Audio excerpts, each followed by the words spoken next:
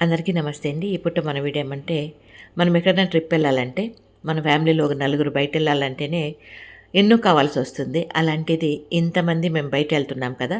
30 మంది పైగా వెళ్తున్నాం కాబట్టి, మా అందరికీ కావాల్సినవన్నీ ఈరోజు సూపర్ మార్కెట్‌కొచ్చి ఈ రకంగా అన్నీ కొనుక్కున్నానండి. ఇక్కడైతే బిల్లు మా వారు పే చేస్తున్నారు కదా! ఎందుకంటే నాకు అప్పటికే చాలా సుస్తయిపోయి, చేతులు కాళ్ళంతా వణుకులాగా వచ్చేసి, కళ్ళు తిరిగినట్లా, వామిటింగ్ అయినట్లా అట్లా అయిపోయిందండి. దానికని నేను గమ్మున కార్‌లో కూర్చొనేసాను. మా వారైతే బిల్ పే చేశారు. ఇంకా అక్కడి నుండి కాసేపు అట్లా కార్‌లో కూర్చొని రెస్ట్ తీసుకొని, ఇక్కడ ఫ్యాన్సీ స్టోర్‌కైతే వచ్చానండి. ఇక్కడేమంటే మన ఆశ్రమంలో పద్మాకి గాజులు లేవు. బాగుండలేదు గాజులు.